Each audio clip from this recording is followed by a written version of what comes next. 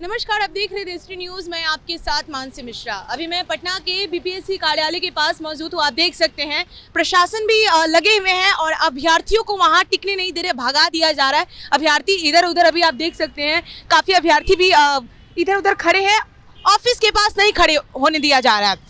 और आपको बता दें कि बीपीएससी टीआरई 1, बीपीएससी टीआरई 2 और बीपीएससी टीआरई 3 के जो परीक्षाएं हैं, इसको लेकर अभ्यर्थियों द्वारा शिक्षा विभाग और शिक्षा व्यवस्था और बीपीएससी कार्यालय की तरफ जो धांधली का आरोप लगाया जा रहा है। परीक्षाओं में जो पेपर का जो चेकिंग है वो सही तरीके से नहीं हो जा रही है। बहुत सारी मांगे हैं, बहुत सारे आरोप लगे हैं। आइए सीधे सीधे अभ्यर्थियों से बात करते हैं, क्या कुछ कहना है उनका। हम लोग है जो 1 कैंडिडेट 1 रिजल्ट के लिए बीपीएससी टीआरई 3 के लिए आए हैं। इसमें है जो वेरिफिकेशन पहले होना चाहिए। बहुत सारा लोग है जो गलत सर्टिफिकेट डाल करके या नौकरी 2-3 महीना कर लेते हैं और उसके बाद है जो उनको निकाला जाता है, सीट वैकेंट रह जाता है और हम लोग बेरोजगार युवा रोड पर ही खड़े रह जाते हैं। इसलिए एक कैंडिडेट के लिए एक ही सीट अलाउड हो, ये नहीं कि 1 to 5 में भी हो जाए, 6 to 8 में भी हो जाए, 9-10 में भी हो जाए, 11-12 में भी हो जाए। ऐसा नहीं होना चाहिए। सरकार की नीति है कि हर बार एक ही वैकेंसी को बार बार दिखाती है कि हम इतना वैकेंसी ला रहे हैं, लेकिन पटल पर देखा जाए तो 50% भी जितना सीट आता है वैकेंसी में उतना भरा नहीं जाता है। किस बात का आरोप लगाए हुए हैं? वही हम लोग जितना भी छात्र लोग हम लोग आए हैं, वही 1 कैंडिडेट 1 रिजल्ट के लिए हम लोग आए हैं। सरकार की यही मानसा है कि हम लोग बेरोजगार को नौकरी नहीं दे। हर टीआरई 1 में भी इसी तरह हुआ। मुश्किल से मतलब 30% सीट वहाँ पे भरा गया, बाकी वैकेंट कर गया। आरोप लगाया गया धांधली का, कि धांधली हो रहा है। किस तरह का धांधली? बेल्ट्रॉन में धांधली हो रहा है, बीपीएससी ऑफिस में धांधली हो रहा है, सीट बेचा जा रहा है। ये कब तक अन्याय होता रहेगा? कब तक बीपीएससी टीडी वाला का एग्जाम विद्यार्थी को ऐसे होता रहेगा? हम लोग मांग करते हैं कि सब चीज पारदर्शिता से हो। 1 कैंडिडेट 1 रिजल्ट। कब से मांग शुरू है आपकी, जो अब तक नहीं सुना गया है? टीआरई 1 ही से मांग है, टीआरई 2 में भी मांग किए, टीआरई 3 में भी ऐसे ही मांग किए, लेकिन कोई सुन रहा है? न सरकार सुन रहा है, न बीपीएससी ऑफिस सुन रहा है, न शिक्षा विभाग सुन रहा है। हम लोग सब क्या करें? कोई एविडेंस आपके पास जिसके खिलाफ आप आवाज उठाए कि मेरे पास एविडेंस है लेकिन हमारी चीजों को नहीं सुना जा रहा है? हमारे सभी एविडेंस दिलीप जी के पास है और अभी भी झारखंड से सर्टिफिकेट खरीद के और यहाँ मतलब हैंडीकैप का सर्टिफिकेट लगा के कई जगह नौकरी कर रहा है लोग, जिस पर कानूनी कार्रवाई हो और इससे आगे ऐसा कुछ काम ना हो।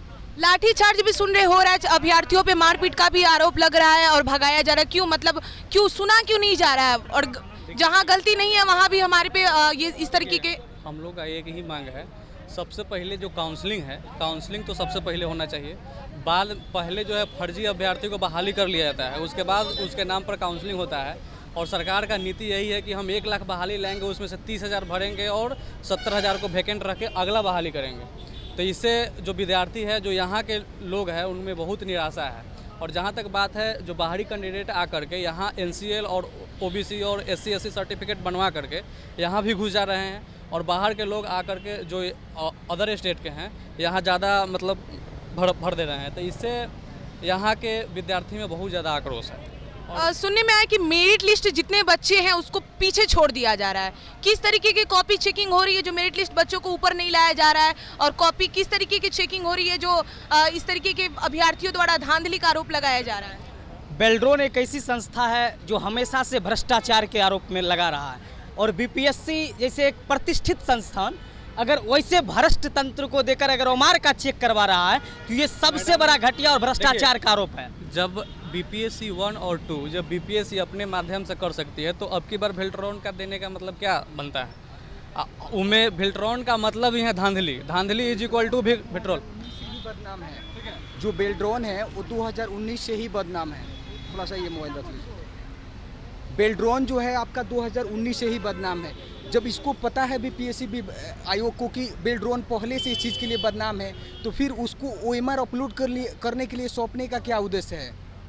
ये बिल्कुल ही बिहार के अभ्यर्थियों के लिए खेला जा रहा है, और एक ही वैकेंसी को बार बार टीआरई 1, टीआरई 2, टीआरई 3 करके ऐसे ऐसे किया जा रहा है। हम लोग अपनी बिल्कुल ही जायज़ मांग के लिए आए हुए हैं। देखिए, साफ शब्द में कहना चाहेंगे कि बेल्ट्रॉन बराबर भ्रष्टाचार।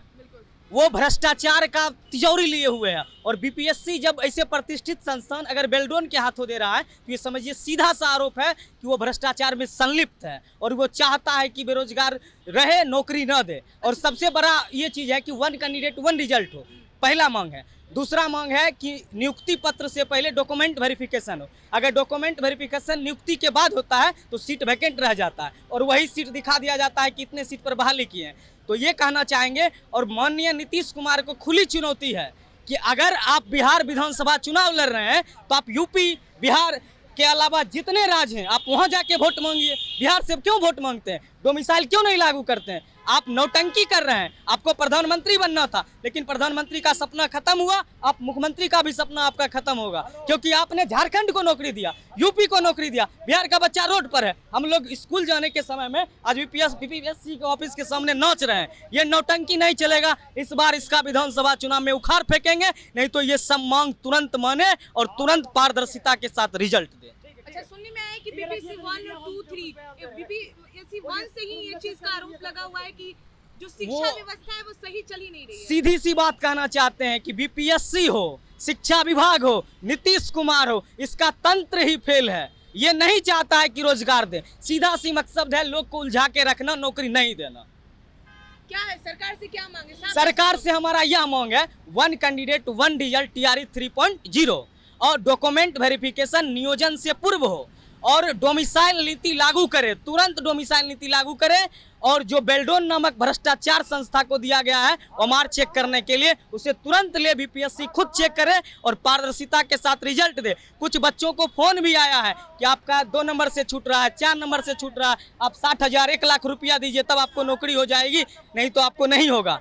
क्या ये भ्रष्टाचार में संलिप्त ये तीनों आदमी कुंभकर्णी नींद में सोए हुए हैं? माननीय सम्राट चौधरी जो कहा था कि सत्ता से पहले हम रहेंगे तो आपको डोमिसाइल लागू कर देंगे, सम्राट चौधरी को लाज नहीं है? वो जब सत्ता में आया कहाँ डोमिसाइल लागू किया? मुराठा आप अयोध्या में खोल लेंगे, उससे कुछ नहीं होने।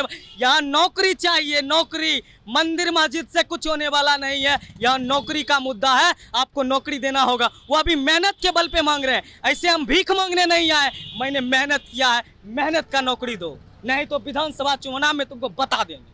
बात करना चाहूंगी कि अभी भी जनसुराज के जो है प्रशांत किशोर, उन्होंने अभी हाल ही में ऐलान किया है कि उनके पार्टी में, अगर मैं सत्ता की बात करूं, उनके पार्टी में पदों पे जाने के लिए 10वीं पास होनी जरूरी है। और उस नजरिए से देखो, और यहाँ बीपीएससी अभ्यर्थियों के साथ जो आरोप लग रहे हैं, अभ्यर्थियों ने आरोप लगाया धांधली का, क्या कहेंगे उससे? इस यहाँ की व्यवस्था को कैसे जोड़ना चाहेंगे आप? देखिए मैडम, हम ये कहना चाह रहे हैं नीतीश कुमार से और मेरे बिहार के जो सरकार हैं, ये बिहार के सरकार विद्यार्थी के साथ में ये मैंने खेला कर रहे हैं। ये गुमराह करके सिर्फ अदर स्टेट वाले को सारा चीज़ मतलब यहाँ से नौकरियाँ ले जा रहे हैं। वोट दे बिहारी या नौकरी करे बाहरी आके, ये नीतीश कुमार का नारा है। नीतीश कुमार ये नहीं चाहते हैं हमारे बिहार में बिहार के बच्चा रोजगार में बेरोजगार है उसको रोजगार मिले।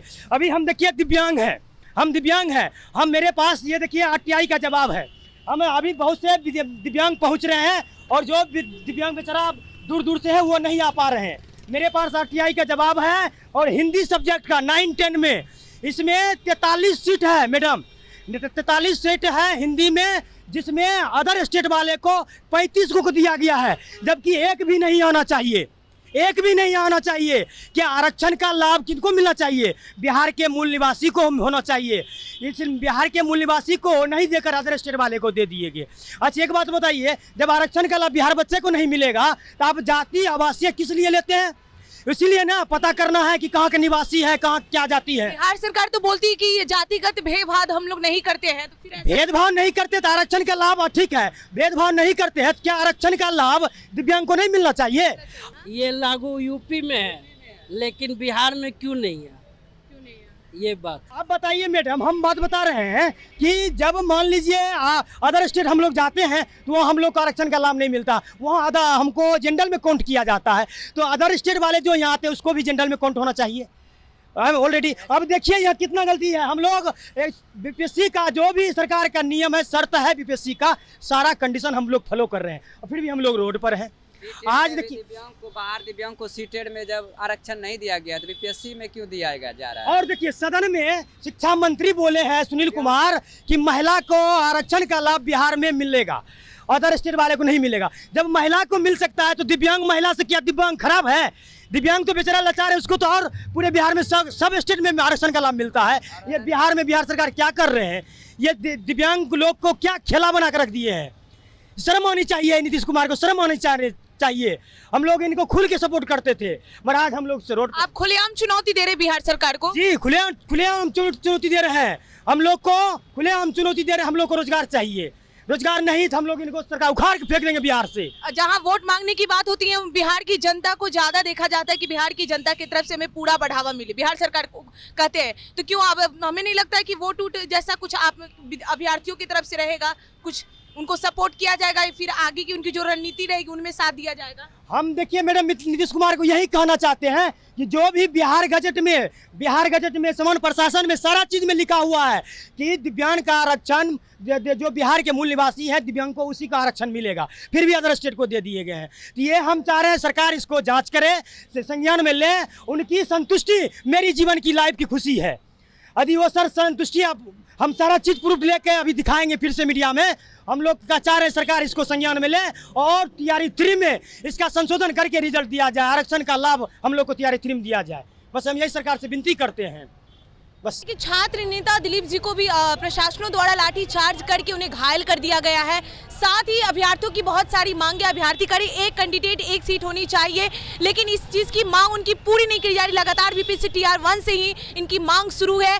खुलेआम बिहार सरकार को चुनौती दी जा रही है। भारत को लोकतंत्र देश कहा जाता है, लेकिन इनका कहना है कि इस बात का लोकतंत्र प्रशासन बेफुजिल हम पे लाठी चार्ज कर रही है, हमें भगाया जा रहा है, हमारी मांगों को नहीं सुना जा रहा है। इसी की तरह बने रहिए देशवाहिनी के साथ। धन्यवाद।